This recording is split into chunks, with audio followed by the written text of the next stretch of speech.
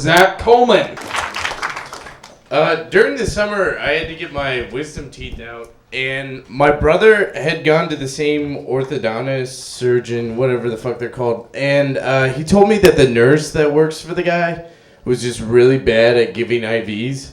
And I already hate needles, so I was really freaked out, and so I got in there, and I was sitting down, and they had gassed me up, and all I could think about was these needles, and the nurse came over and had me do, like, one of these, like, 10 times, and the whole time, like, I'm pretty high at this point, and I'm just staring at her going, like, no one's missed it before. And, like, she keeps feeling my veins and stuff, and then just, like, goes up to my hand and starts, like, preparing to put it in a vein in my hand. And I'm like, is this orthodox? I've never seen this before. And she's just bitching back at me. She's just like, shut up. I don't... And then so she finally puts it in, and the doctor comes back, and I'm still showing off this to everyone who's coming in the room.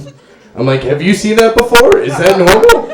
And I go up to the doctor, and I'm like, hey, did she graduate from college or something? Like, I feel like that's what a junkie does, is just puts it in the hand. And then the last thing I remember is him saying, give him 2 doses. I actually, when they brought me home, like, my friend accidentally texted me something like, hey, we'll be in the back by the pool. And so I was really high and texted him back, yeah, I'll send the monkeys back there. Monkeys fucking love pools.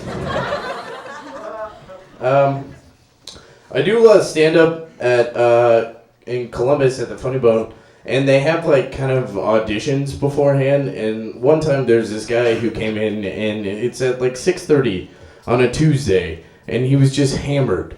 And, like, his jokes were like, my brother cheated on me with my girlfriend. And didn't even deflate her. So needless to say, he didn't get up that night. They kind of told him to get the fuck out. But he didn't leave, and he just got, like, drunker. And so after the show, like, all the comedians paired up in little groups to talk to people, but I didn't know anybody, so I got that guy.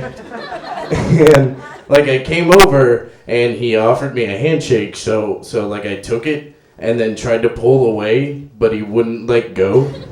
And the thing was, he had, like, the softest hands I've ever felt, which got me thinking, he jerks off a lot, and I can't get my hand away from his. It was like a Chinese handshake trap. The harder I pulled, like, the harder his soft hands got around mine. And then so he just started talking and just mumbling things like a drunk Scooby-Doo. It was just, stage? Yeah, I was up there telling jokes. Yeah, I was. And then, like, I finally was like, I gotta go. I still got the handshake going. I gotta go. And he says, well, before I let you go, you gotta give me a kiss on the cheek.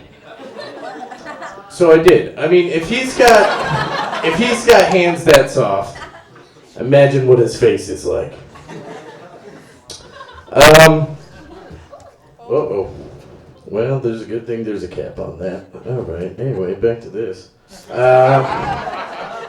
In high school, we had to do this project where we had to look up, like, where our families came from, and I was like, well, maybe I came from a royal family or something like that.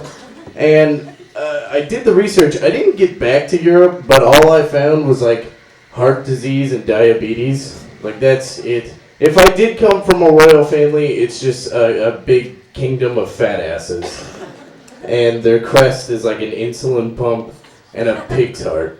That's... The prince, like, came to America on just this, like, wagon of cookies being drawn by, like, 20 horses.